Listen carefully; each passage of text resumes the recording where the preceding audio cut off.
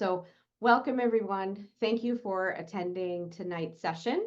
Can everybody hear me okay? Sometimes my microphone's a little bit quiet. Okay, thanks for the thumbs up. I appreciate that. It's so great to see some familiar faces out there. Hi, everybody.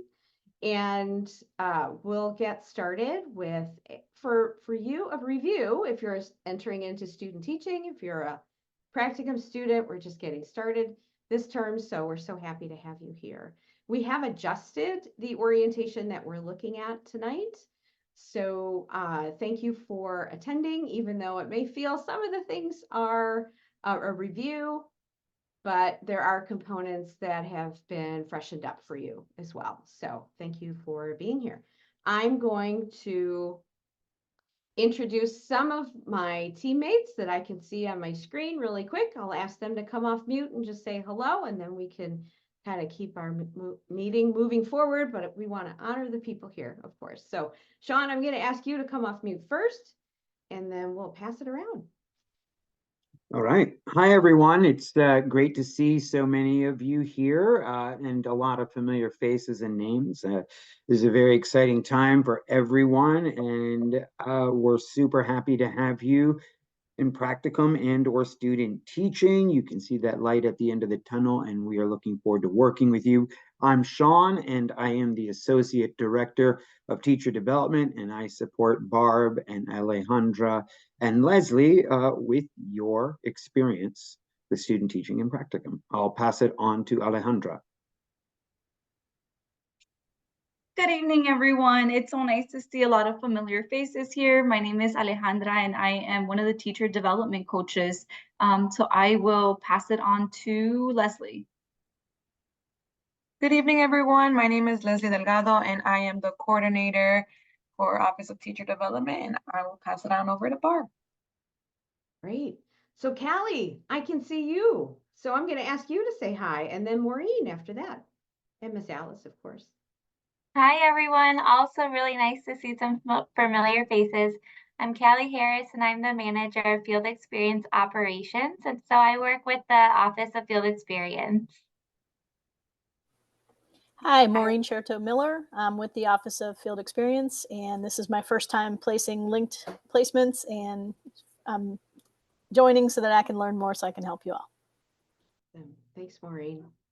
And Miss Alice, would you like to come off mute and say hello? Hi, everybody. I am Dr. Alice Jackson and a teacher or student teacher and practicum coach. And so happy to see everybody tonight. Thank you for being here, Dr. Alice, Miss Alice. Is there anyone else that I'm missing on the screen that I'm unable to see? Oh, Megan. I see Megan.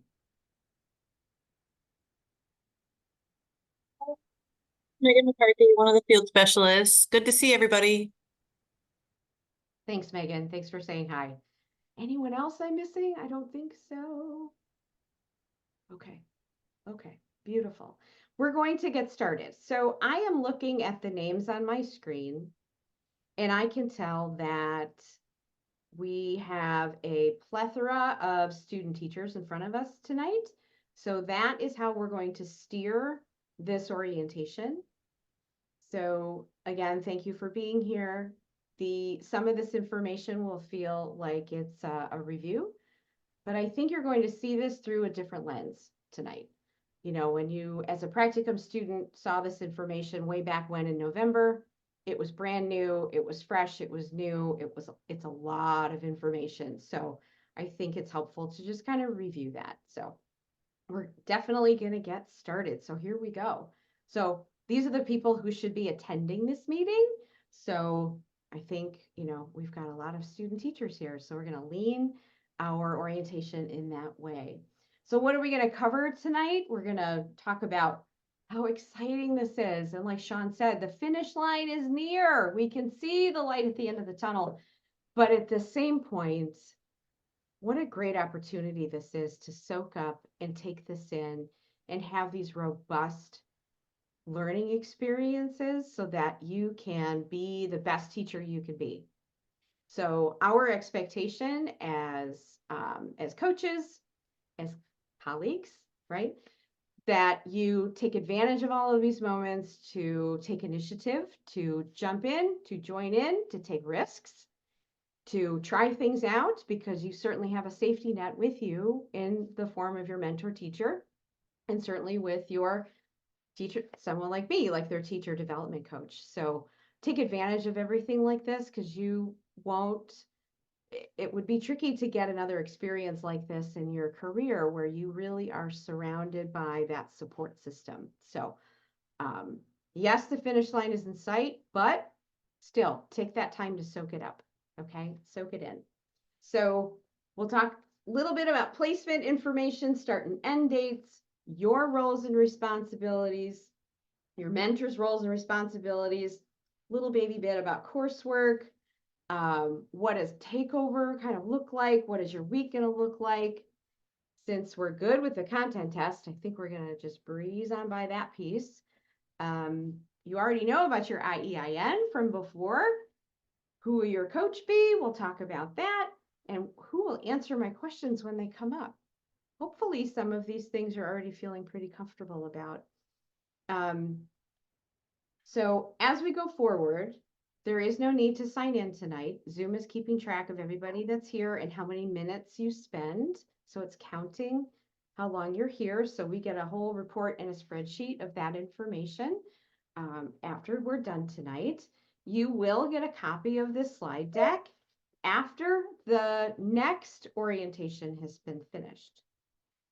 So sometimes people joke and say, there's a quiz at the end of this. You have to remember everything.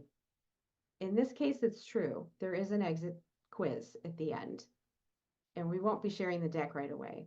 So thank you for tuning in and being present in the moment for this session tonight.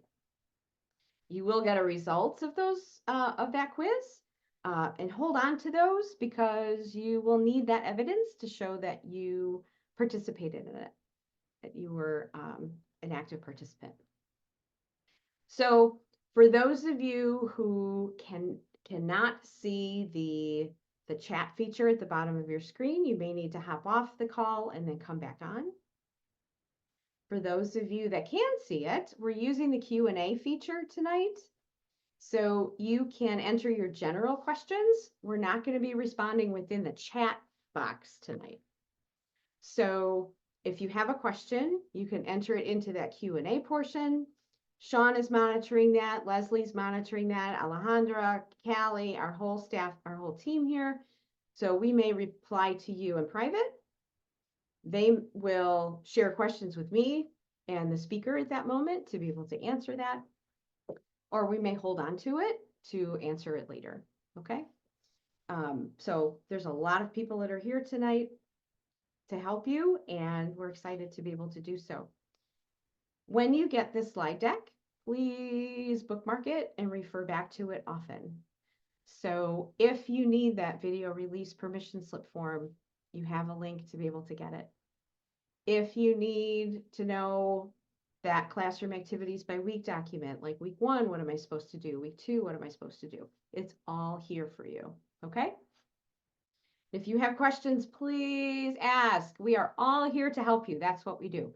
We are teachers first and pride ourselves on that, and that's why we're here. So let us know. Our contact information is located on the very last slide of the deck. And I'm pretty sure lots of you have this information from us already. So just a quick review of these important terms. You kind of see these things all over the place. OTDs, Office of Teacher Development. TC, that's you, teacher candidate. DC or TDC is the development coach. It's someone like me or like Alejandra.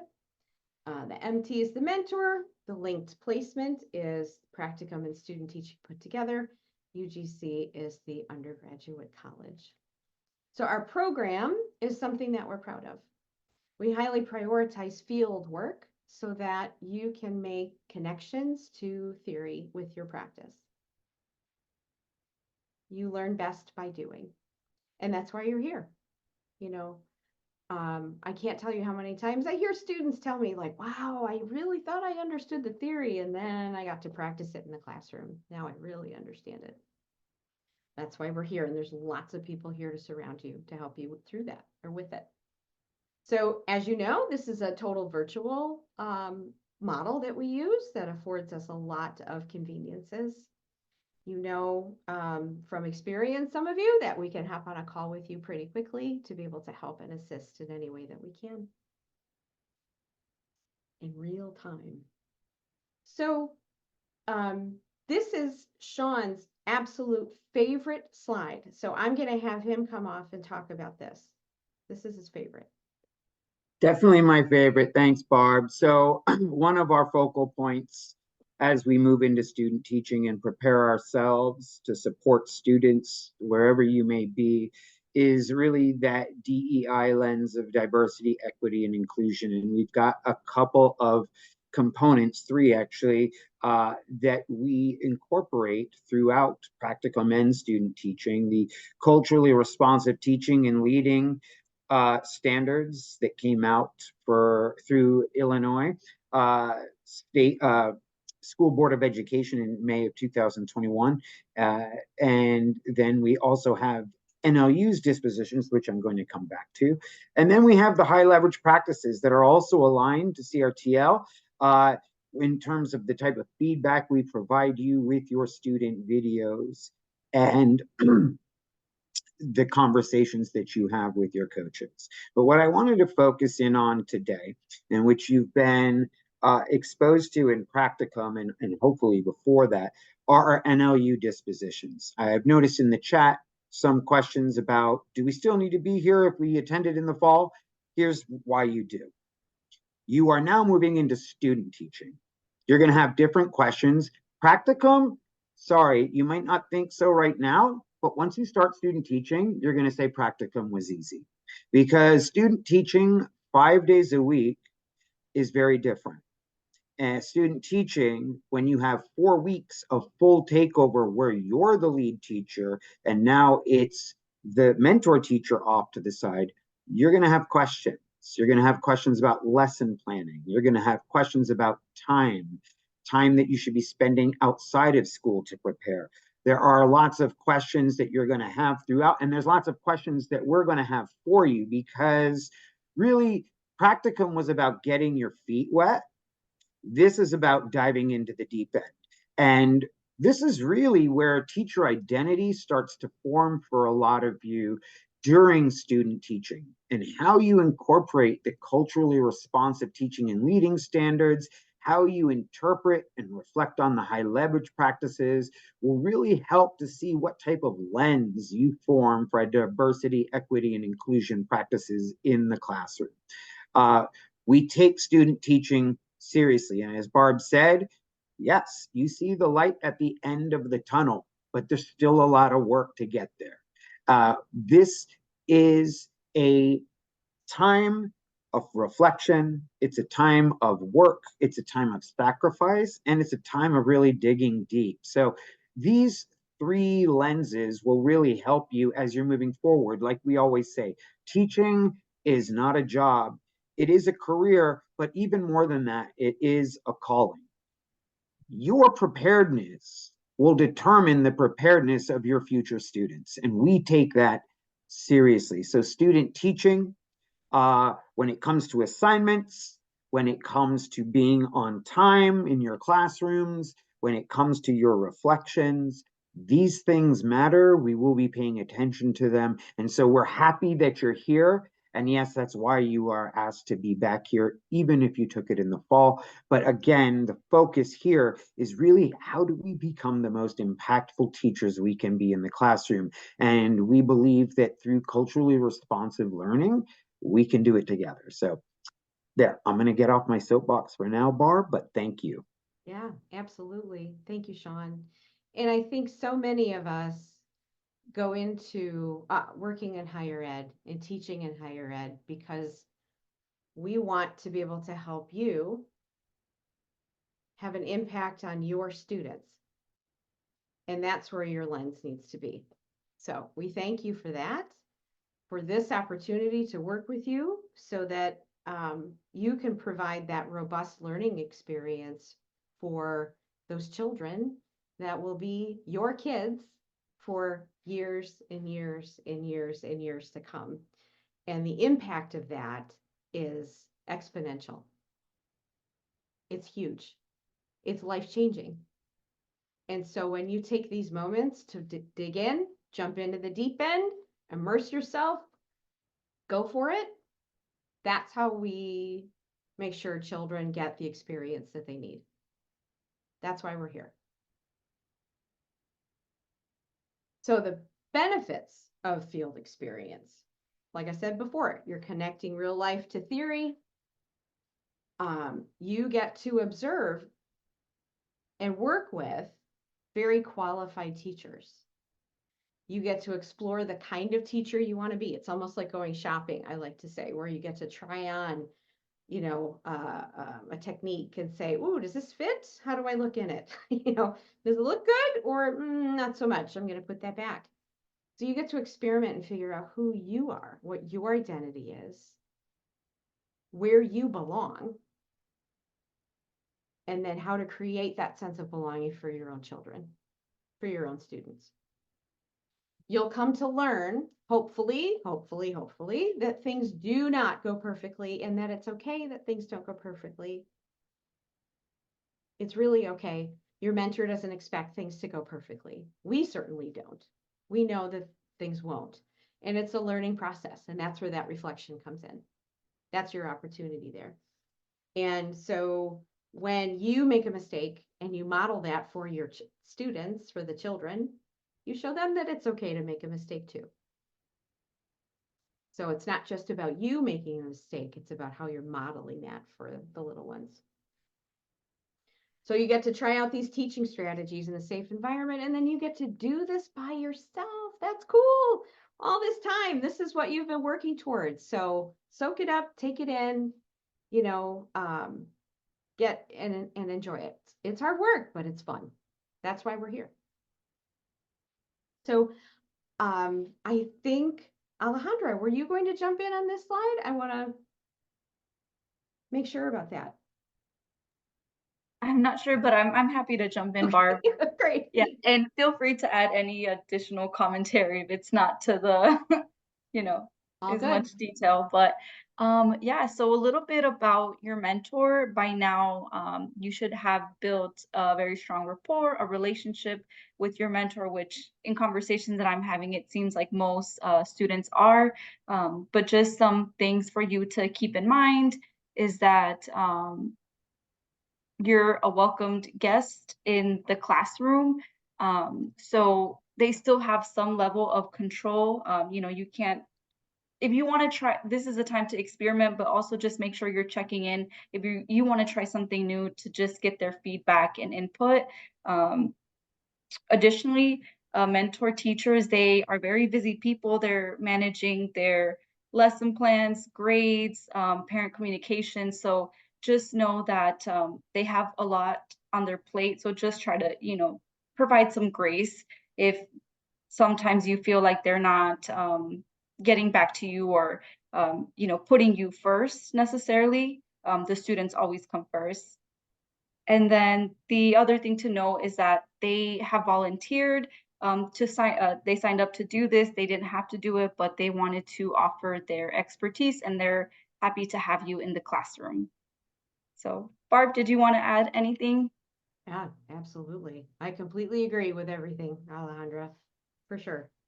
Thank you. So just to review a little bit about what your mentor teacher expects from you, they expect respect, they expect communication. So if something comes up, you know, just be proactive and let them know as soon as you find something out, as opposed to just waiting and letting them know later. Mentor teachers plan way in advance. So when you have those Go React videos, just let them know what weeks you're planning to do that, what lessons you want to teach. That way they can help support you with that. And it's not just, you know, you're telling them that you want to record tomorrow and they're not prepared. make sure that you're arriving early. You should be arriving when your mentor teacher does. So if your mentor teacher arrives an hour before school starts, then you should be arriving an hour before school starts. So you should be emulating the mentor teacher schedule from start of day to end of day. You shouldn't just be getting there when school starts and ends. And then just make sure to ask questions. As I said, a lot of teaching is, you don't have to reinvent the wheel. There's a lot of really great strategies and supports that have already been created. So just make sure that you're asking questions, you're asking for help, you're asking for support, because during your student teaching, you really will need that extra support. Anything else you want to add, Barb? Yeah, absolutely. So I think the one thing that stands out to me here, Alejandra, that you mentioned was about planning ahead. Just because the mentors are so busy, that taking that into account is really important to do, because that's showing respect to your mentor and that showing that you want to join in with them in a timely way. It's really hard to pivot at the last minute. And you also then don't have that opportunity to reflect on what you're teaching and to put together things with the feedback that you get as well. So plan well in advance, weeks in advance, not just days, but weeks in advance. Be looking forward so you can anticipate that. Okay. Thank you for letting me chime in. Of course. So how can you set yourself up for success? As I mentioned, be proactive, take initiative, and participate. At this point, you should already be doing things. It's okay to not know things. There's actually a lot you're probably not even going to know until you actually get your own classroom and you're teaching for the first time. So just know that that's normal, that's okay. And treat this as if it's a possible job interview. The mentor teachers, the grade level colleagues, the principals, they can serve as potential references for you when you're searching for a job. So just make sure that you're showing up as your best self. You're dressed professionally, just don't go in hoodies and sweatpants. Sometimes the schools will have spirit weeks, activity weeks, like that's completely fine to take part in and participate, but just treat it as if, every day you're showing up for a job interview, and give the best of yourself that you've got. So when you have questions, oh, Sean, did you want to jump in? Just really quick, I want to emphasize what Alejandra said. That mindset of every day is a potential job interview. We can't tell you how many of our NLU student teachers get job offers during their student teaching because their mentor teacher is so impressed with them, but not just their mentor teacher, other faculty members, seeing how you're carrying yourself and engaging with students, not just in the classroom, but out of the classroom, school admin. So really those dispositions, I'm somebody that's going to keep coming back to that, is what will keep you on point when you're thinking about ahead, thinking about that job opportunity, thinking about those interviews, thinking about moving forward as a teacher. Thanks, Alejandra. Yeah, and with that, I would also add something that I'm seeing now. Some of the jobs that you apply for at the different districts, they're going to ask for your university supervisor. So that's your field coach. So I know personally, I've already had, a few students ask if I'm happy to serve as a reference. And, the coaches are, but you just have to cultivate those positive relationships with all stakeholders that you're interacting with. So whenever you have questions, there is a FAQ document that is linked. Once this slide is sent out, you can refer to this first. As always, go to your mentor because that is their classroom. So they are going to have the say as to how they want to go about things. You can always reach out to your development coach. After that, go to your instructor, attend office hours. And then if you still cannot get the answers you need, you can email the Office of Teacher Development. Yeah, and like that little spot says, ask for help, early. The early component is something I can't stress firmly enough.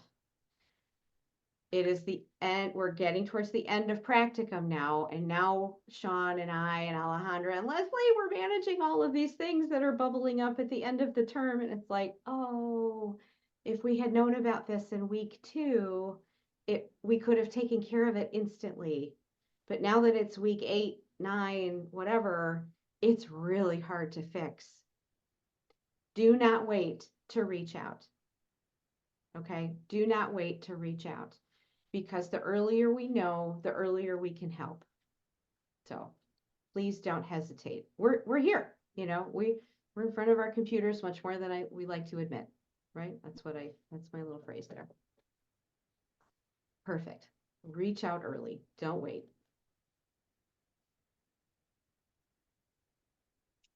And then, so just as a refresher about some of the roles and responsibilities, the first bullet doesn't apply because you've already introduced yourself to your mentor teacher. You both have a working relationship at this point. Again, just make sure you're following the school dress code.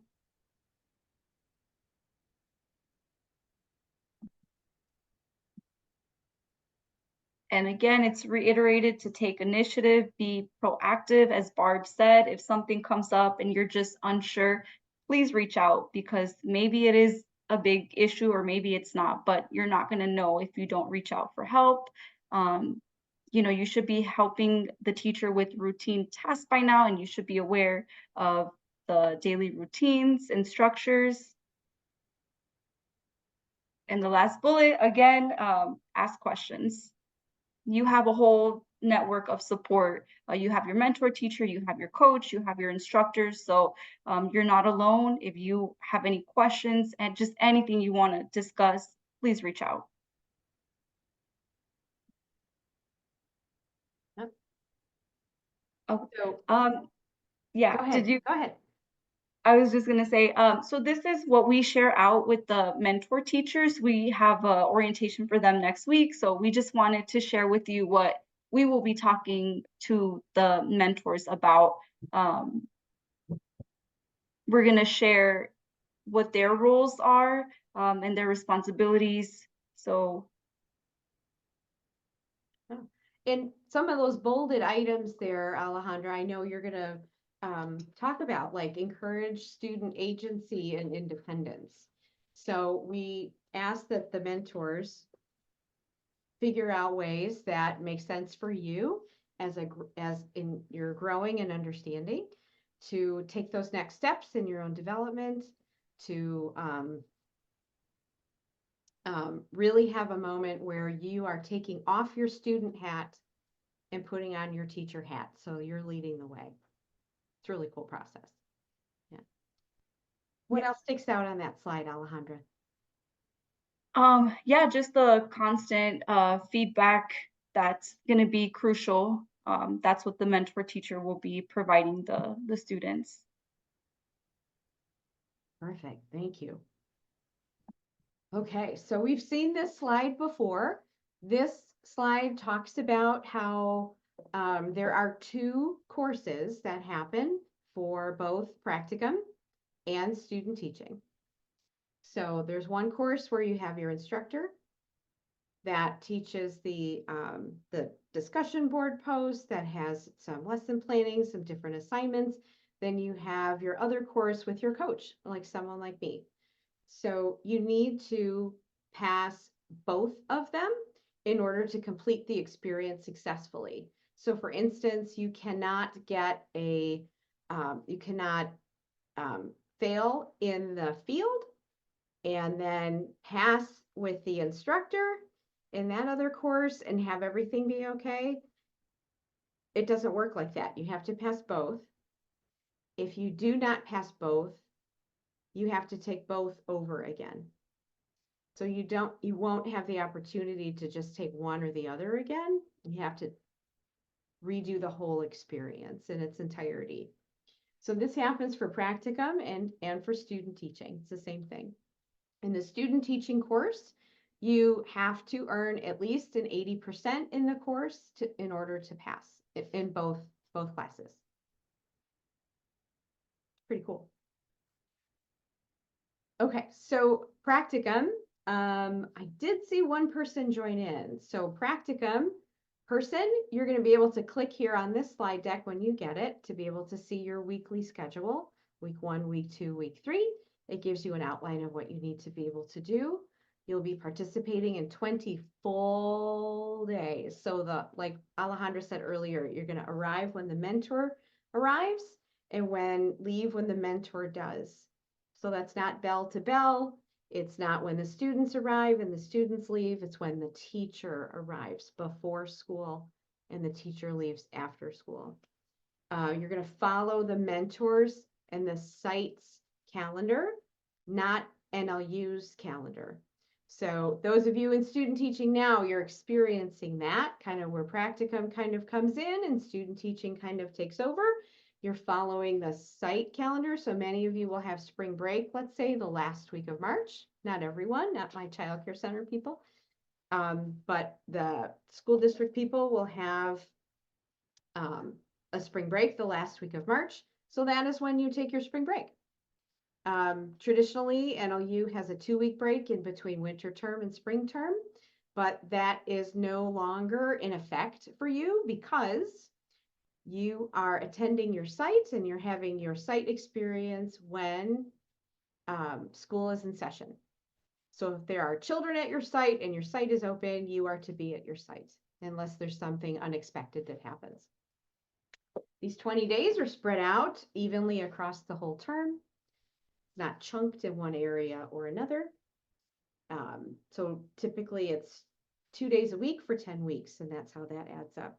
And again, you're required to pass both of them in order to move on to student teaching. And then the next slide kind of revisits that, but it looks slightly different.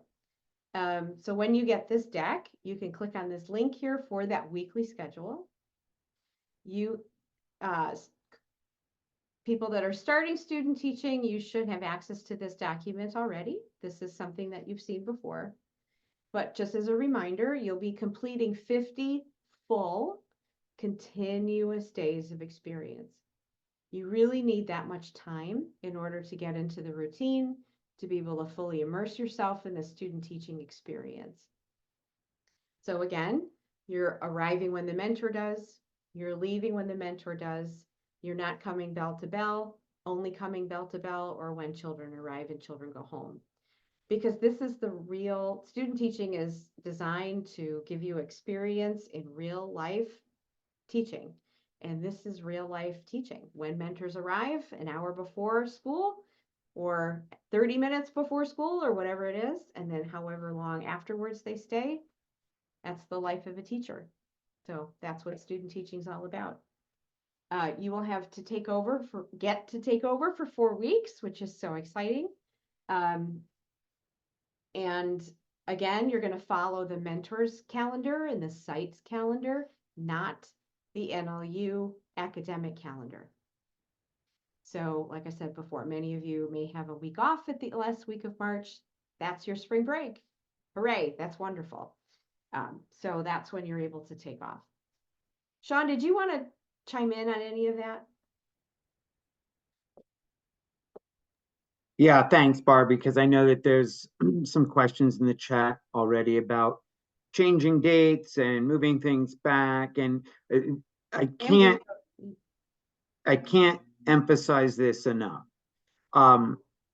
We always see a correlation whenever there's questions about what about spring break, or do I have to do all 50 days, or do I have to do all 20 days in practicum?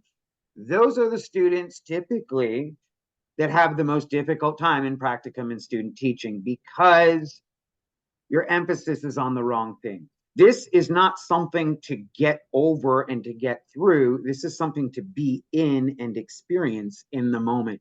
This is really it for us to figure out where you need to be and how you need to be prepared. Are dates important? Yes, but don't get caught up on that. Make sure that every second you're in your placement, you're giving it your best.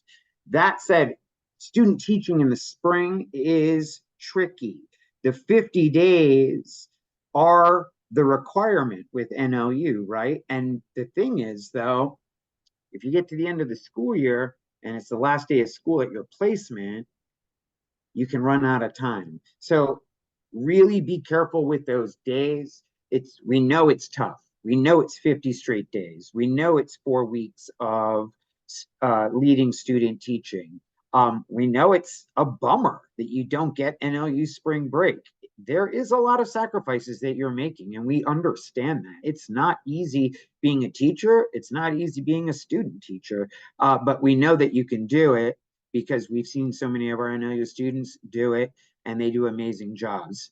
But hang in there. We're there with you during this ride, but just please don't get in there. We always have a few students that are like, wait, what? I have to be there for 20 full days? Wait, what? I have to be there for 10 weeks, 5 days a week? Like in week 3 or week 4. So don't be that student. Make sure you know exactly what you're walking into, eyes wide open, because as Barb has said earlier in the deck, the more prepared you are going into it, the easier it's going to be during it, and you're going to make that end goal. Thanks, Barb.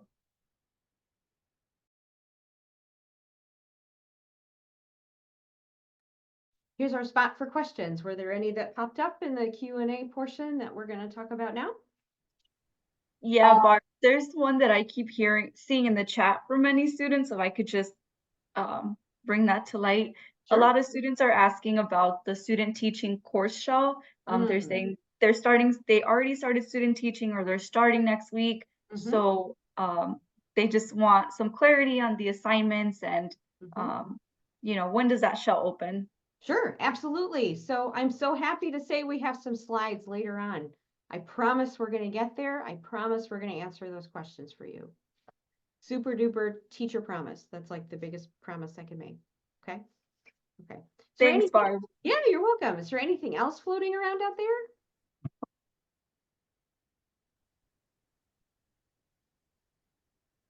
Can't find the question, but it was something about licensure. So if I lost the question. But is there any next steps after does anyone else see the question? Yeah, once you pass the content exam and graduate, are you fully licensed, or is there another step? Fabulous. So we're also going to get to that too. Wow, these are smart people. They know what they're talking about. Excellent. And I know it may feel like, okay, Barb, come on, just get to the student teaching stuff. I promise we're getting there. We're getting there. So we will answer this for you. Perfect. Well, I'm glad we're all thinking the same thing. Is there anything else before I move on? And just for those that are asking about what the schedule looks like on a week-to-week basis, I did go ahead and drop in the chat the link of what your expected student teaching schedule looks like. Perfect. Thank you, Leslie. Thank you for that. So student teachers out there, you will find that student teaching feels like a rinse and repeat from Practicum. Okay. So you will still have your Go React videos due during week 3 and week 6.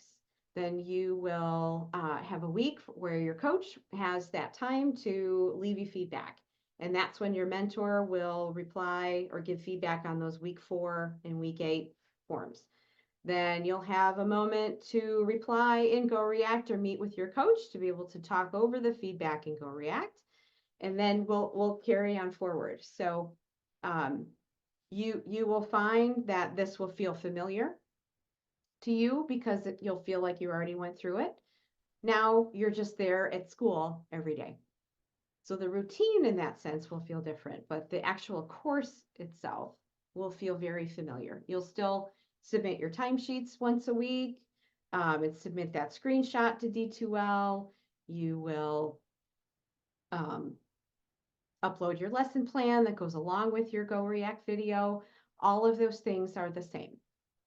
Okay, that reflective practice, which is what we're trying to really hit on here. So quick view, right? So you've got the videos that I was just talking about. You're still going to upload it to Go React.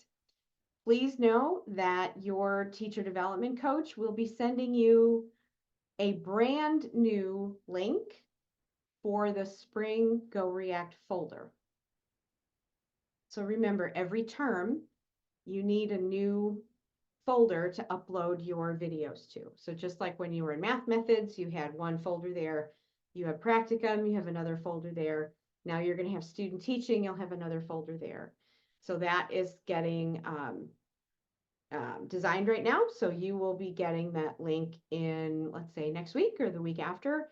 So those of you that have started already, it will be in your hands before you hit week 3, I promise. Perfect. And just remember, here are the tips and tricks to look at. Please, please, please have your mentor teachers put the camera, the phone, the iPad, the laptop, whatever it is, just put it down and leave it there to have a consistent look through the camera. If you need to pivot it to make it work like that, that's great, but please don't have your mentor kind of like walk around with it. It's hard to view from our side of the equation. And just remember, the lessons you submit, the videos you submit cannot be from any other course. So it needs to be a fresh opportunity for you, because then you get more feedback. That's why we're here. So we're still going to use the high leverage practices there to be able to give you feedback. And you can check those out. So those HLPs are embedded in your courses as you've been going along. And we know that these are practices that are certainly achievable by novice teachers, and they give the highest impact to your students that you're teaching. That's why we're focusing in on these. That's why they're here. To help you be able to isolate and understand where they're coming from and why we're doing them. Best impact for them, for your kids. Because you get to the point now where it's not just about you anymore, right? It's about your students, about the children. So lesson plans, best practice is you have to plan before you implement your video. You've got to have the lesson plan done so you can have that intentionality behind what you are going to teach. You need the why there. Many of you are using pre-written curriculum plans. And even then, you still have to sit down with it. You have to talk with your mentor. You have to talk through it in order for you to teach it with fidelity, to really hone in on what the why is for those students so the children can have the best experience possible. Don't be just a page turner. That's Dr. Tillman's favorite phrase, and I've adopted that. Don't just open up the book in the morning and teach from the book. Tailor it to your students and figure out how you can do that. Use your mentor to help you. Your kids will have a much better experience when you do that. You will too then, right? So linked here is a lesson plan template that you're able to use. We will encourage you to use the lesson plan template that your site uses. You've had lots of opportunity for different lesson plan formats along the way. Now it's time for you to use what's at your location. If your program uses Creative Curriculum, please do not submit the weekly calendar plan as your lesson plan. Please do not submit just the daily lesson plan as your lesson plan. It's not enough information. There isn't the opportunity for you to reflect in that. There isn't you reflected in that. So if your site only has the Creative Curriculum, the big picture weekly view, I will encourage you to use the template here that we're going to share with you, because that will ask you to reflect. Now, you're going to say, Barb, come on, I don't have much time to be able to do this. It's okay. You won't do this forever. When you're teaching in the classroom, when you have your own classroom, then you can use that great big weekly long form, right? Because now you know you've gotten to that point. Now you know how to be able to use the shortcuts, right? We're just about there. So for now, just this term, you're going to think about it and spell it out. And then when you get your own classroom, you've earned it. Now you know, okay? Make sure that what you're submitting, cross-reference it with this 5-star flyer, just to make sure everything's in there. There's not always the cultural relevancy piece in some other lesson plans. So please make sure that's in there. That's a big piece of why we're here too. So again, cannot be the same lessons that you would submit to any other course. Thank you for that. You'll have another team meeting. So keep in mind that the meeting you may have in between practicum and student teaching, you can count twice. So in your D2L shell for practicum, it asks you for evidence of the team meeting that you had with your mentor and your teacher development coach. You're going to take that screenshot or that email or that calendar appointment, that proof, whatever it is, upload it into that assignment in practicum, then hold on to that documentation. When the course shell opens for student teaching, you will upload it, the same one, again. Okay, unless you have a change in your teacher development coach, and then you will get new evidence for your new teacher development coach and your mentor and yourself, and you'll upload that into student teaching. So if your coach is staying the same, you can use that same document twice. If you're getting a new coach, you'll have a new set of experiences, so you'll take a new screenshot and put that up there for student teaching. Okay. 45 minutes. It's over Zoom. So here are the deadlines. It's in your assignments. Feedback here. Perfect. Remember that communication piece. Sean can't talk enough about the dispositions when it comes to communication, and the rest of us can't either. So when that works, it works. It works well. So take some time to figure that out, and your coach would be happy to help you with that, about what that positive communication can and should look like in the classroom. So again, your mentor will be filling out a week 4 feedback form and a week 8 feedback form. Our office will send out reminders for them to complete that, but it would be super duper helpful if you could remind your mentor to fill it out. I know I've had to nudge, a few mentors to be able to get that turned in. So we appreciate your help with that too. And it's great to have that feedback. I'm wondering, rhetorical question, you don't have to raise your hand. I'm wondering how many of you during your week 4 said, hey, mentor, I'd love to be able to see the feedback that you submitted. Can we take the opportunity to sit down and kind of reflect about that? I'd love to hear what you have to share. Now, many mentors may share with you what that looked like ahead of time. Maybe they didn't, but what a great learning opportunity that would be for you to take that in and grow. It's hard to hear feedback sometimes, but it's important to do that. So here's this dispositions rubric. So you should be completing it right about now for practicum. You will complete it, your coach will complete it, and your mentor will complete it. You will fill out the same form then at the end of student teaching and do it again. The hope is, the thought is, the expectation is that there's growth between what happens in practicum and what happens in student teaching. So take that into account. The dispositions are everything. It's so much about, teaching is so much about relationships and the SEL component of it. And this is where that comes in. So it's not just a form to kind of fill out. It's really something to kind of sit down with yourself and think about. Now, because then you can create a goal, you can tell yourself, I'm going to work on this, so the end of student teaching, you can say, well, look at that. I improved in this area.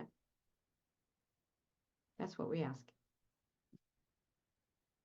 And to mimic that, here's just talking about the end of term assessment form. It's kind of the same thing, where you're sitting down with yourself to take a look at how things have gone. So you will fill this out, your mentor will fill this out, your coach will fill this out. So when you sit down for that last meeting, the 3 of you will kind of gather around these 2 documents. We'll use it to guide our conversations. So it's really important to have these done before you meet with your coach and your mentor so that everything's in one place. And again, it's not just a form to fill out. It's an opportunity for reflection. And we here at NLU, and certainly when I was the center director, certainly when Sean was teaching, certainly when Alejandra was teaching, certainly when Dr. Alice was teaching, we don't expect ourselves or students to be in that mastery category. It's a place where teacher candidates, student teachers visit, like Sean loves to say, they visit, but you don't live there. We expect students to be in the developing category or the proficient category. This instrument is tied in with the Charlotte Danielson framework, which is very high expectations. So the mastery category is something that experienced teachers with many years under their belts don't even reach. So this form is intended to show you where you are now and what's next. It can help you create a target for yourself to know, like, oh, that's what I need to do to get to that next step. Then we've got some backwards planning going on, right? Like, oh, here's that thing. How am I going to get there? Right? Sean, you really want to jump in about this. Just for a second, because I know like you'll get feedback from your coaches, you'll get feedback from your mentor teachers, and they might not align with the way that you're self-assessing yourself. And you know, it's good for you to be in that phase of development too. Like Barb said, mentor teachers too, who really are seasoned teachers should probably not be seeing themselves as masterful either. They should be seeing themselves as always developing, because expertise is a process, right? It's a continual journey. Once you're an expert, what's left? But if you have that growth mindset where there's always room for improvement, then you're always striving. And that's what we're really looking for. So I wouldn't get too hung up on, did you get rated as masterful? Are you proficient? Are you developing? Because your field assessment is not tied to your grade at all. It's purely a document, as Barb has stated, for conversation. Okay. Yeah. So we gather around that to have that conversation. Absolutely.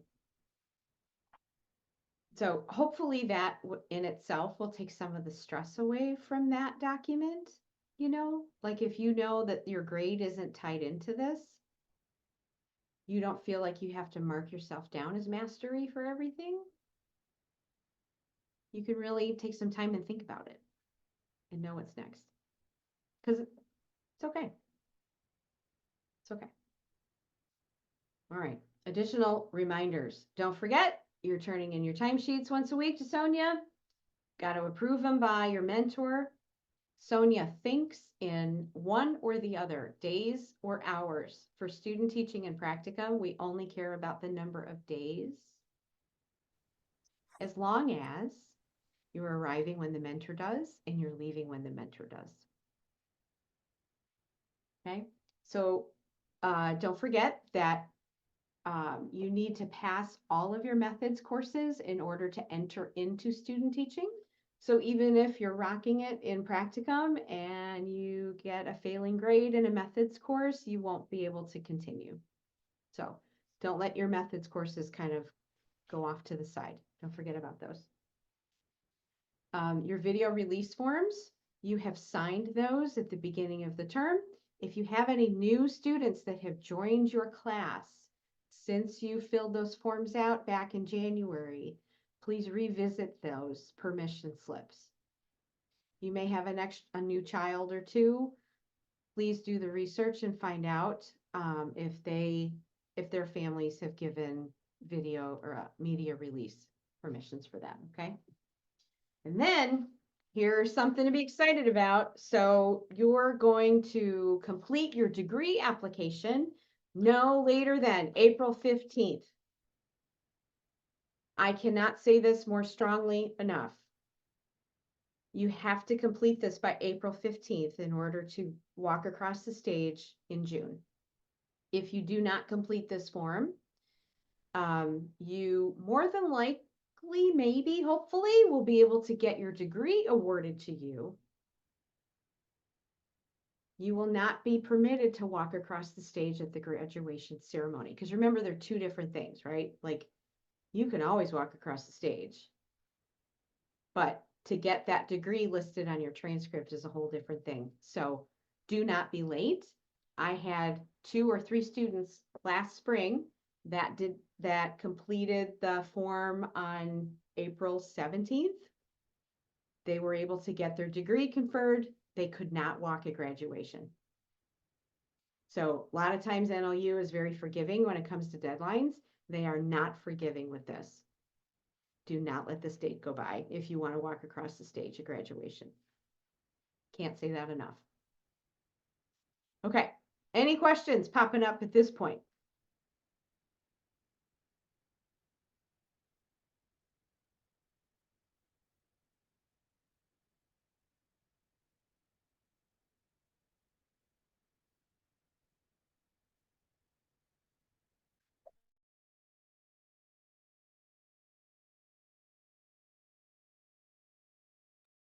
Okay, moving on. Great. Must be doing a pretty good job if there are anything coming Well, up. Barb, Yeah. there's a few graduation questions coming in, but I know Sure. that's not necessarily our office, but students are asking if they will receive a confirmation because some of them have filled it out multiple times and they didn't receive anything. Okay. Yeah. Okay, yes. So if you have a question, if you've completed that form already, you should reach out to your advisor. They have a record of it. They will be able to tell you if you completed it already or not. Some advisors have this on their kind of their paperwork routine, like, okay, you're doing this now at this stage, so I'm going to ask you to fill out the form and complete it. You may have finished it already. If you're not sure, check with your advisor. Anything else? You, Lisa. Where can I get the form? And they sent a link. I think Leslie put the link in there, but it's not opening. So you may have to wait until the student teaching course has opened. I think you have to be actively enrolled in it before you can fill that form out. Okay, you're like yourself, like to click on the link, I think. So, but we can research that, and Leslie will make a note and make sure that, maybe the link in the spread in the slide deck is a little wonky or something. So thank you for checking that out. We'll verify it. Okay. But your advisor has that. Okay. And your coach should be sending out reminders to you as well with the link in a few weeks from now. As well, I believe you can find it with your NLU portal. If you go to My Services and you go to students, there should be the application for graduation as well. Okay. Application for graduation. So log into the NLU portal, go to My Services, and then what? There'll be a students tab, so specific anything related as a role under a student, the graduation form should be there as well. Okay, fabulous. Thank you for that. So again, rinse and repeat from practicum to student teaching.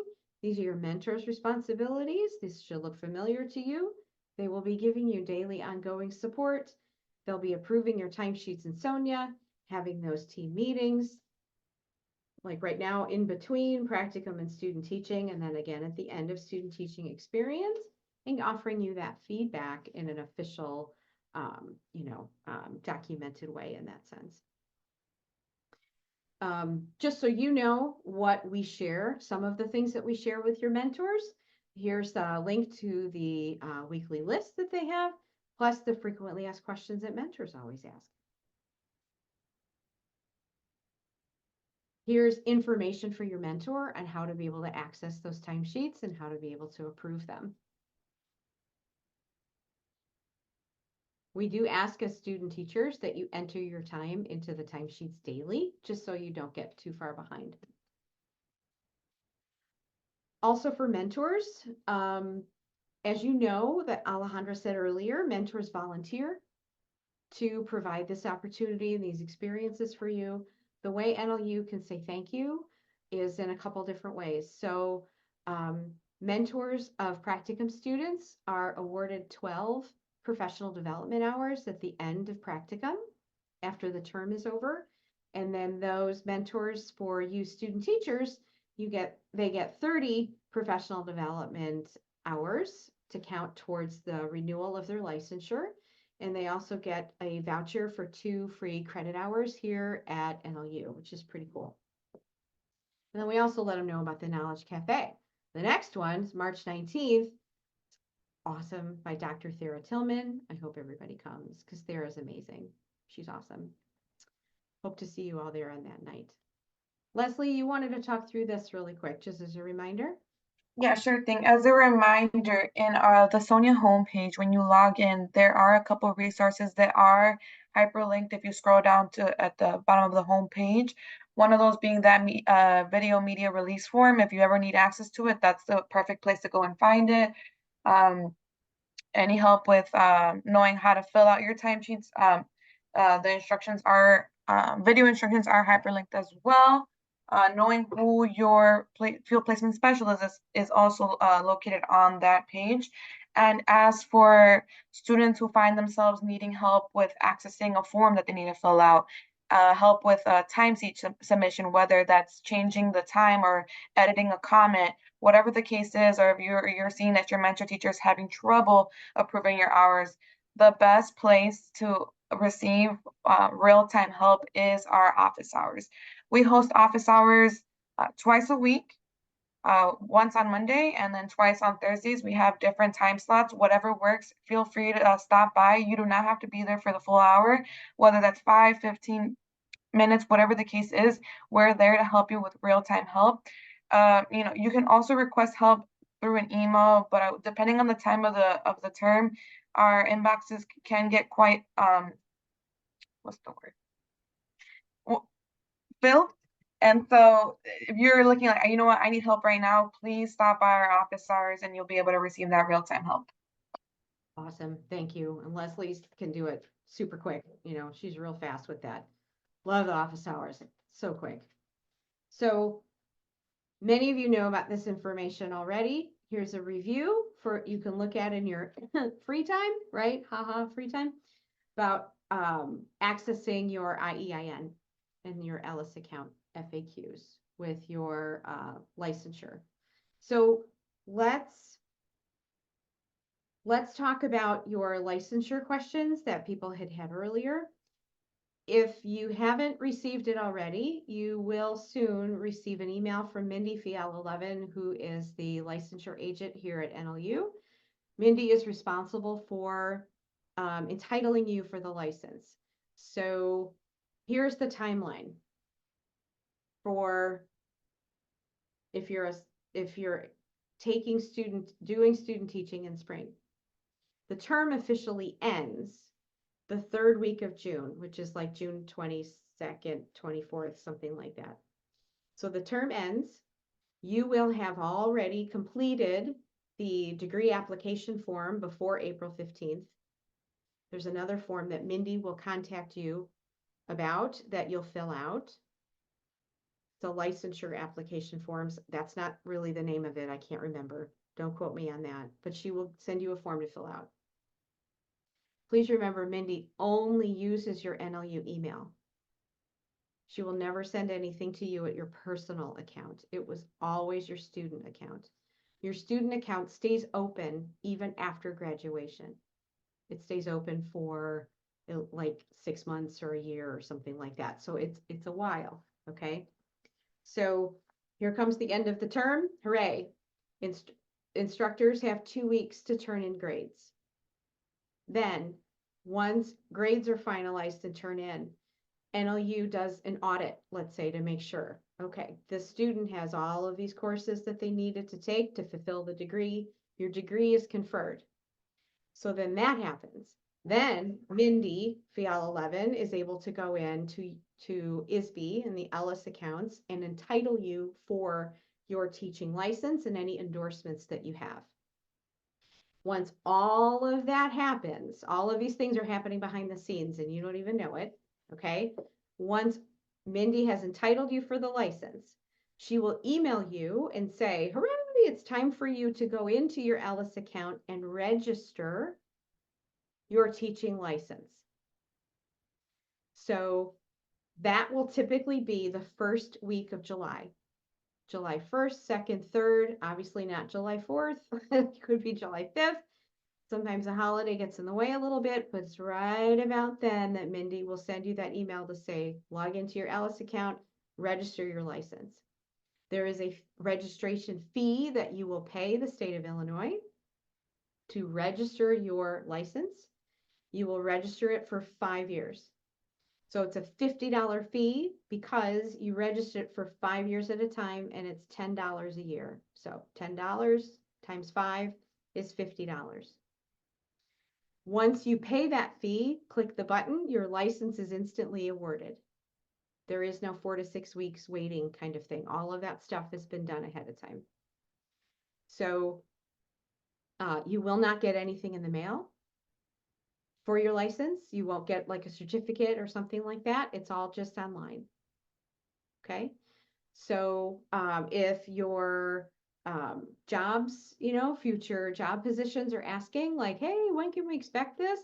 You can say that you will have as long as you pass student teaching, as long as you do everything you need to do, right? And everything's in order, Mindy will be contacting you that first week of July to register your license.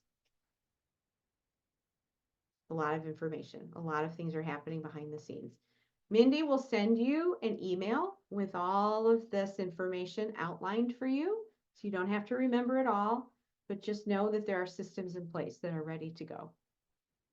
She will email that to you usually about week 6 or 7 or so during the term. Okay. Questions on that? Hopefully that answers some questions for people. Hi, Barb. I had a quick question. Sure. My major is early childhood, and I have the endorsement in special ed. I noticed on my account on ISB, on my ISB account, that I only saw the early childhood portion and not the special ed endorsement. When I email Mindy about that, Yes. or someone else? Yes. So she's the person that can help you with that. Okay. Thank you. Sure. That's a common question, so I'm glad you asked that. Any other things? I'm clicking.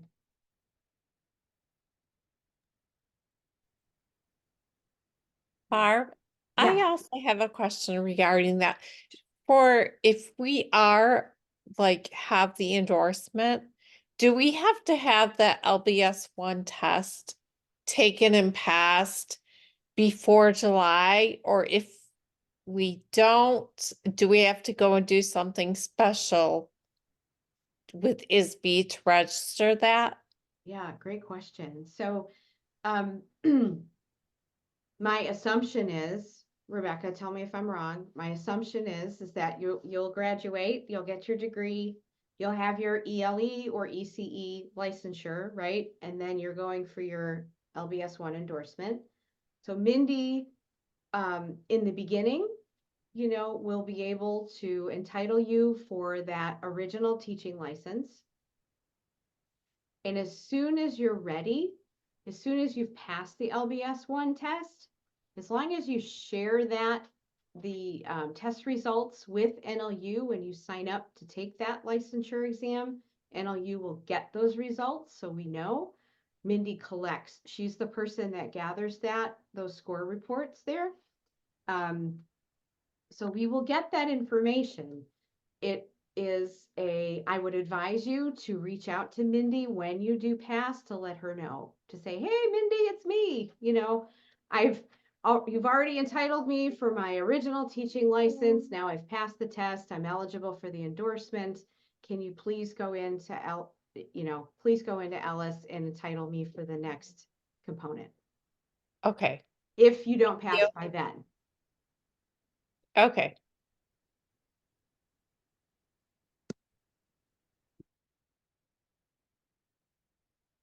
And that goes for, not just before July 1st, right? But that can happen next October if you pass then. It can happen a year from now when you pass then. So there's a long time frame there. Okay, we're gonna keep moving. Leslie, I think you were gonna talk real quick about Career Bridge. Sure thing. So Career Bridge, a couple of things that they have to offer. They can help you with resume reviews. They can help you with job searches, job connections. They host job fairs, have one-on-one appointments, and can even help you out with mock interviews. And alumni, soon to be alumni, don't forget that even when you've graduated in 1990, blah, blah, blah, blah, blah, you can still go back and utilize these services. So in 5 years from now, you find yourself saying, oh, okay, it's time for a change. I need to brush up on my resume. Still, Career Bridge is available to you to use for free because you're an alumni. So don't forget about those services after you've, walked across the stage.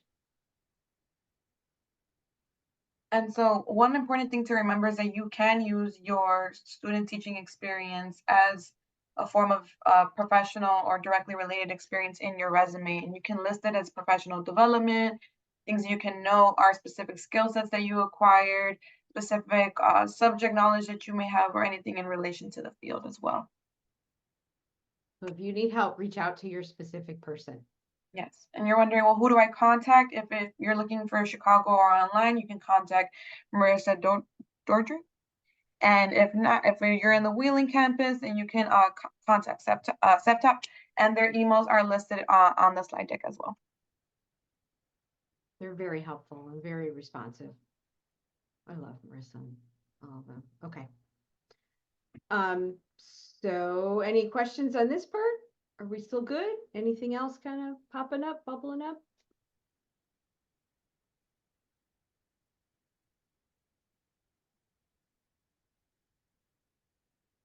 Is there any content materials for LBS1 that can be shared for the test? So the perfect person to talk to about that is Juana Manta. She is the person that is your content test specialist for the elementary ed exam. She is also the person to contact for the LBS1 exam as well.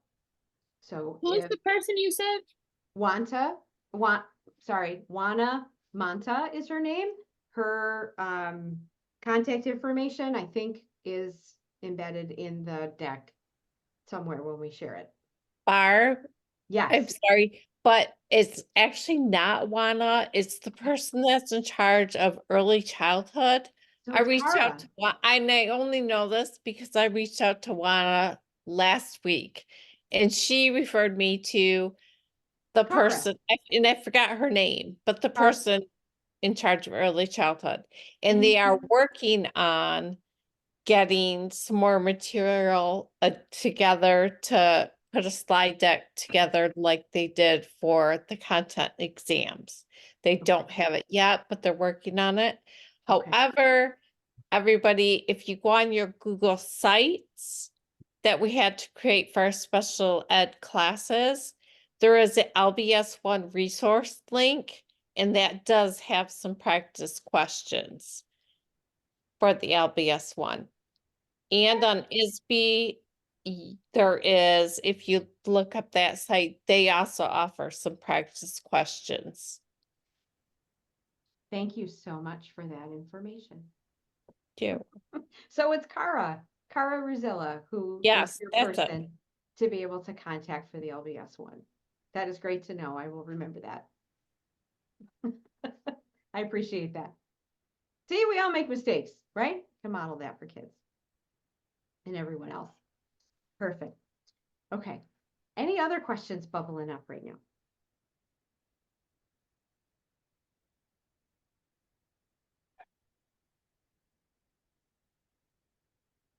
Right, moving on. So we're getting to the phase of this orientation here that's going to delve a little bit deeper into those questions that Alejandra, you had brought up earlier. So Juanita has created a resource here for you to be able to utilize for your own professional development. So you can click on this link here when you get this deck to be able to sign up and to know what some PD opportunities are. Leslie, would you be able to drop this link in the chat for us, please? The virtual hiring fair. This is next week and it's specific for educators. So when I say next week, I mean March 12th. So if you're watching this recording, that's the date that that virtual hiring fair is taking place. And it's specifically for teachers.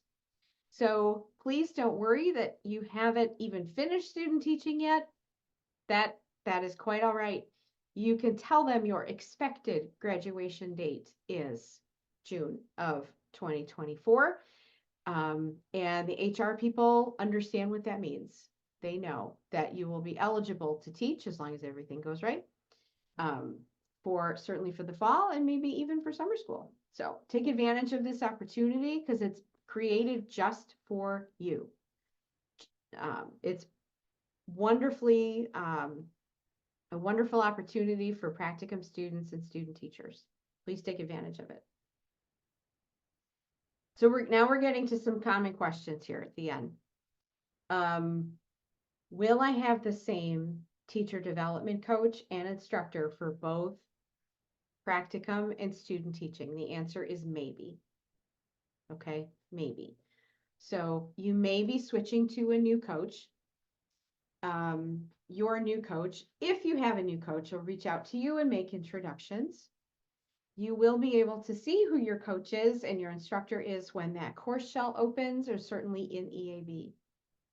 So for instance, I had to, email some of my students this afternoon and say that things are shifting for me. So some of my students are shifting to other amazing coaches.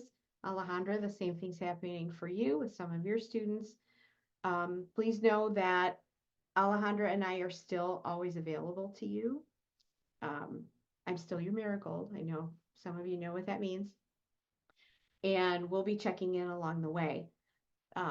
This is unusual for this to happen. Normally, if when you are connected with a coach, you have the same coach for practicum and student teaching. So this doesn't affect everyone, which is why this is maybe here.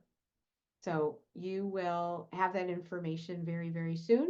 The coaching caseloads have been communicated to coaches, and those you should know who you are if this applies to you. Otherwise, you will stay with your coach. The instructor is pretty much the same thing. So we try to keep you with your same instructor for practicum as we do with student teaching, because you've already built that relationship with them, to be able to have that continuity going forward. So unless you hear otherwise, you can know that you'll be with your same instructor that you had for practicum.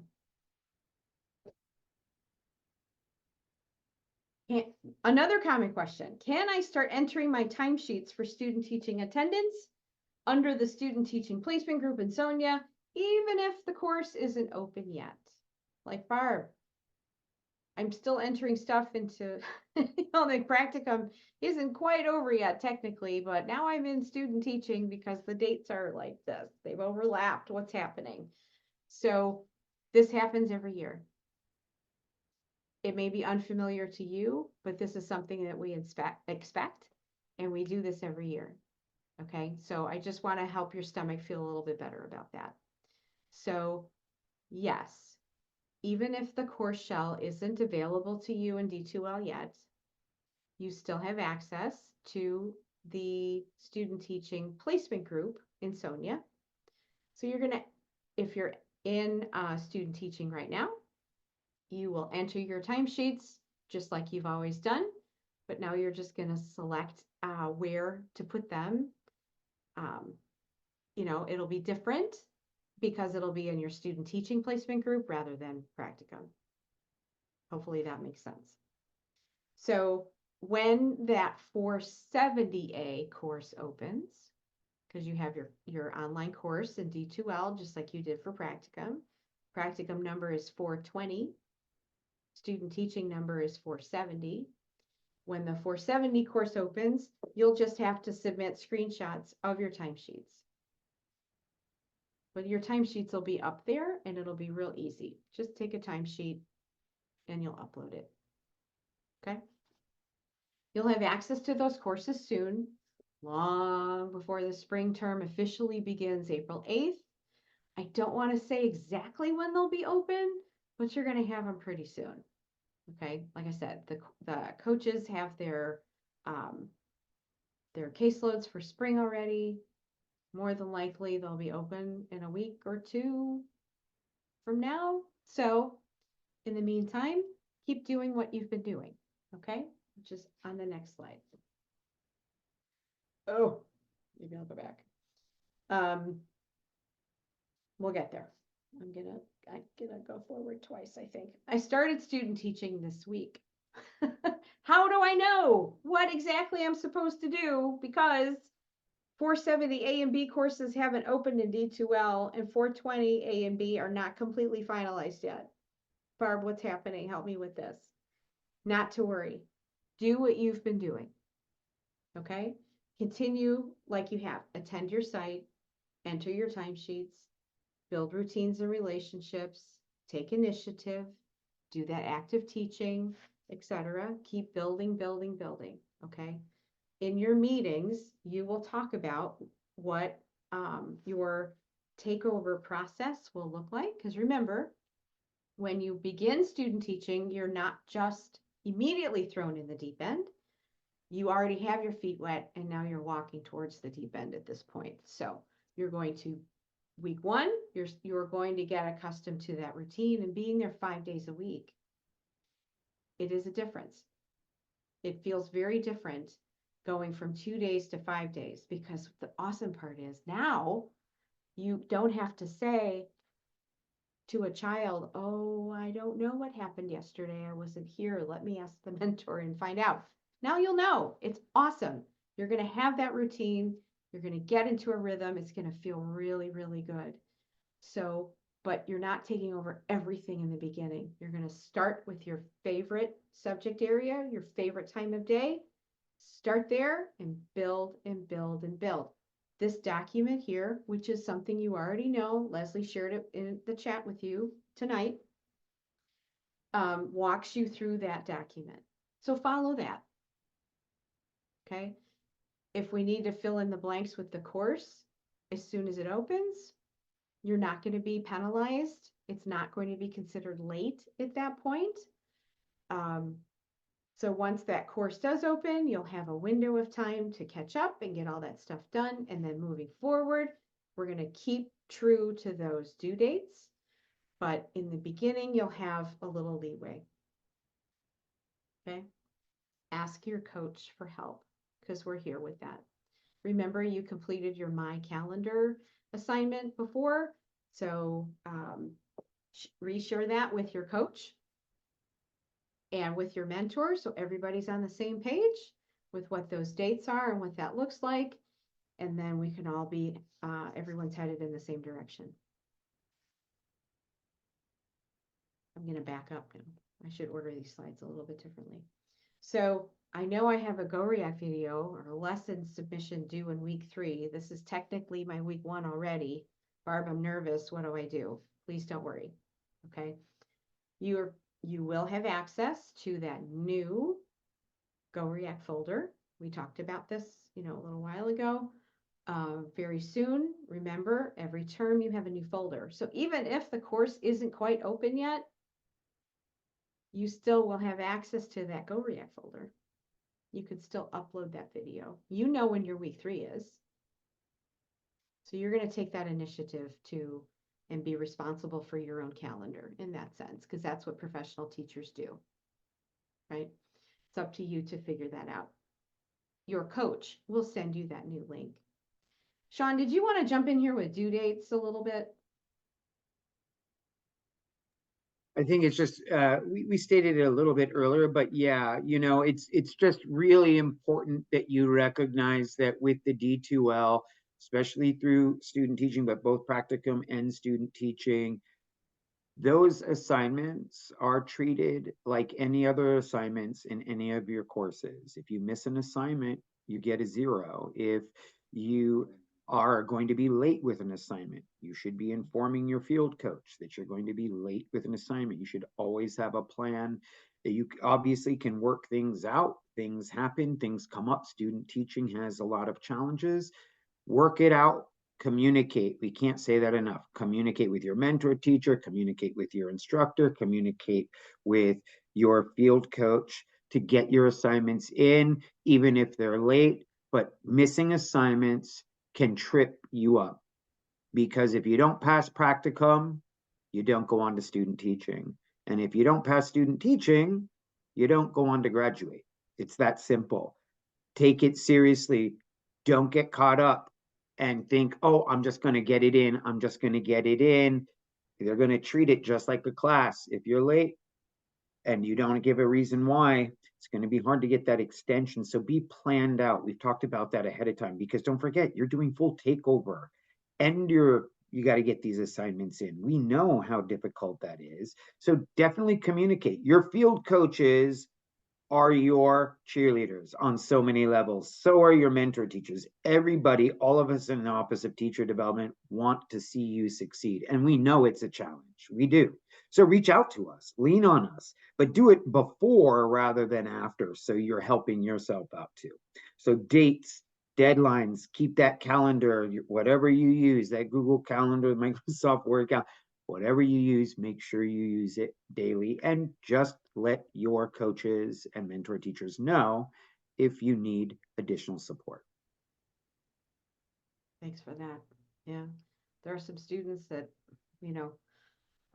that we have to help, that we get concerned about when things don't get turned in, and they may not get the outcome that they're looking for, that they expect to have happen, because they don't get their stuff turned in. And I just want to say one more time, Bart, like, the reason we're so passionate about this is, like, you guys are rock stars right now. You've passed the content test. You have 10 weeks to really shine and just show what you know. Put all of your theory into practice, get that certificate, and get your classroom. I mean, you've got this, but stay on top of it. Don't get tripped up as right when you see the finish line. Get across that finish line. Yeah, finish strong. Let's go. We got this. Let's do it. Okay, gonna revisit that. That's kind of what you just talked about. Like I said, I'll flip that order. Okay. Wow. So here's the thing everyone waiting for. And in conclusion, right? Yay! Everyone's happy when we hear that. We will shortly share the exit ticket with you. There is a quiz that goes along with this. We do expect that you'll get 80% on this quiz. It's nothing super hard. If you've been paying attention, if you have, you have lived experience with a lot of this information already, you'll do just fine. If you need to review a few questions because you don't get that 80%, not to worry. You will get the results emailed to you, and it will show you how you did. So you just take it again. And if you need to take it again, then you take it again. But remember, hold on to those results. You will get an email notification that shows that, yes, you have completed this quiz. So put it in a safe folder in your email. Make sure it's, somewhere you can access it later. And it's got some good information in that quiz. I think some good info in there too. So Leslie will share that in a moment. And like I said, we will share the deck with you after the next round of orientations. We'll share the recording with you as well. So those of you that want to review this can certainly go back and review it for, to see all our wonderful smiling faces. So if you have additional questions, I shouldn't say if, I should say when, because there's always questions. They always come up. I can't tell you how many times students say, Barb, I'm so sorry, I don't want to bother you. I'm like, that's why we're here. You're not a bother, you're worth it. Let's go. We're going to help you finish strong. Ask away. So email us specifically if you want, or to get all of us, you email the UG teacher development at nl.edu email address. We all have access to that and we check it, every day. So we'll be able to see what your questions are and we'll definitely get back to you. Okay. So Leslie, Alejandra, Sean, what are some questions that are popping up now that we were Yeah, able to say? so this question saying that they know that 470A is where they upload the Sonia screenshots and lesson plans, but what will a 470 be?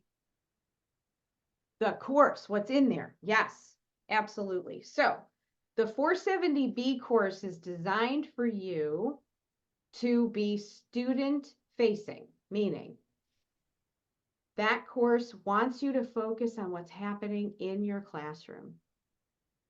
You will not have ACT cycles to complete. You're not going to have a whole bunch of lesson plans to complete and turn in.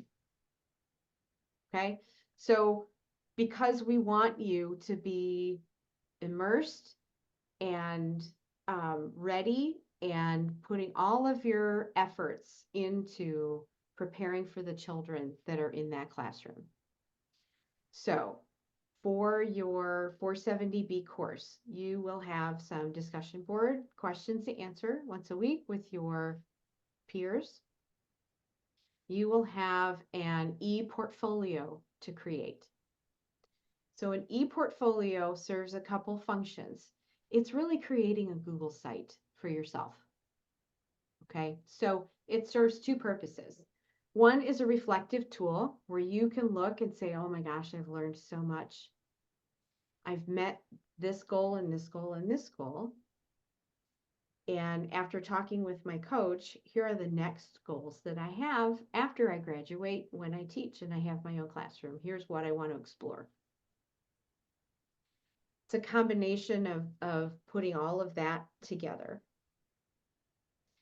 In your e-portfolio, you will be adding and displaying things that you have been working on all along. And this is by design. So you remember that resume that you had to dust off not too long ago and get it submitted to CareerBridge, have them look it over. It was an assignment. You're going to take that resume, you're going to add student teaching to it. You're going to upload it to that Google site. You've been working on your teaching philosophy, right? In one class here, you're going to take that philosophy, dust it off, make sure it's culturally responsive and all those wonderful things that we know goes into a philosophy. Take that, you're going to upload that to your site. You are going to select some of the great lesson plans that you've done, one or two of them, going to take those and upload those as work samples to your site. Okay, so through like your equity philosophy. So there are a few things you have to put in your site, and then there's a few choices that you have. Like you could select this or you could select that. Like your statement of equity, I think, is one of them, or a choice that you can upload to your site. So that's one purpose of that is the reflection piece. The other purpose to this e-portfolio is for you to use for a job search. So you can share this link to that Google site on that job application and say, okay, HR director, here's why you want to hire me. Look at all of these experiences that I've had.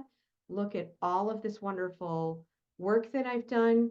Look at my philosophy of who I am as a professional educator. And here's why you want to have me be with your program and teach your students. So you will, if you don't know a lot about techie stuff, don't worry. Some of you are going, oh my gosh, I have no idea how to create a website. Don't worry, don't worry. It's okay. You are shown how to do it. It's Google. It's not too complicated. Okay. Just like Google stuff is so friendly. That's one thing you can do. Google. You could choose WordPress or some other sorts of things, but you don't have to. There's options there. I tend to use Google because that's what a lot of students use. But it's a really great opportunity for you to be able to create something that you get to walk away with, to be able to demonstrate and show, like, look what I've done. So there are benchmarks along the way. So like week something, week 2, week 3, you might have to say like, okay, here's the very beginning shell of my website. I've started it, I've created it. I don't have any pictures up there. I don't have my resume up there. I don't have anything up there. That's okay. You got it going. That's like benchmark 1, I think, as an example. Maybe your resume goes up there because you already have it. And then benchmark 2, like you get to add and you add and you add and you get feedback from your instructor about how this looks, how it any glitches or things like that they help you with. So discussion board questions in your e-portfolio. That's what the 470B course is. That's it. So I hope I'm helping you to feel a little bit better about what that looks like, because like I said, this is all by design. We want you to have an experience that is really directed towards taking off your student hat and putting on that teacher hat, where you're the professional teacher in the classroom.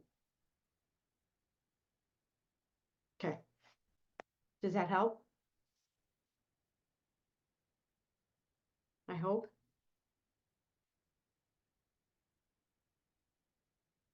Okay.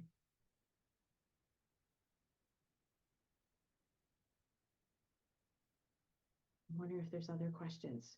Erica, I see your hand is up. Yes, hello. I have a question. So the e-portfolio, is it the same as a TPA or it's different? It's different. So no one has to do the Ed TPA. That has been discontinued. So this is a replacement for that. So NLU needed to design a work sample, a work product, in order to have that be a project during student teaching. And then, so our faculty said, let's have students create an e-portfolio instead of the Ed TPA, because it's a lot more practical, right? You can use it as this reflection tool, but you can also use it in your job search. So no Ed TPA.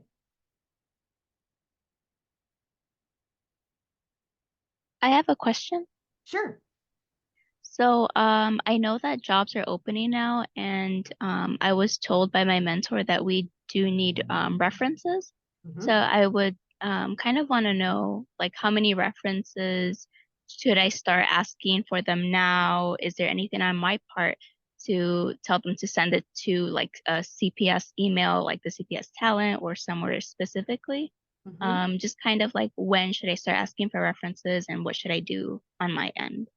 Sure. I love that proactive thinking. That's awesome. So if you feel that your relationship right now with your mentor is robust enough to ask them for a reference, you could certainly do that within the next few weeks. You can have that available to you, or consider the other professional people around you that you can ask for that. So you can certainly ask now if you like. Okay, and then I also have another question relating to the student teaching. So I'm in a bilingual placement, and I kind of want to know if it is okay to like co-teach in some certain areas, because I would need some translation. Is that okay, or is that like not okay because of the takeover? So that is a question that I want to make sure we have the correct answer for you about. I want to make sure I understand your question before I answer it. And I'm not sure I'm the best person to answer that, to be honest. I feel like your field specialist would be the best person to answer something like that. Okay. So I will encourage you to connect with your coach and also with your field specialist to ask that. So I'm sorry I don't have a direct answer for you. Okay, thank you. Yeah, sure. So I'm looking at the clock. It is, we've been talking here now for an hour and 45 minutes. Whew, right? It's a long time. So what I would love to do is say, well, maybe not love, but you know, say to everyone, thank you so much for attending tonight. We will stay on for another few minutes to be able to answer questions for people. We'll encourage you to utilize the office hours, you know, that Leslie attends, that Callie will certainly attend and be a wonderful resource for. And you can email us, any of us on this screen that I'm still sharing that I forget that I'm sharing, and let us know. You can email us individually or the UG Teacher Development email as well. Okay. So for those of you that are ready to sign off, we can say good night. Thank you so much for attending. Congratulations. Soak it up. Use Good night, it. everybody. You've got this. Finish strong. Enjoy your time in the classroom. Thank you. Thank you so everyone. much. Have a great night. You too. Where's the test? I'm going to stop sharing. The exit ticket was distributed about 10 minutes ago. So I know I sent it out. I put it out twice in the chat. So it should be a clickable link. If you've been here all night. I have a question. Sure, real quick. We could take one or two more. And then Sorry. just stop recording. I don't see a button to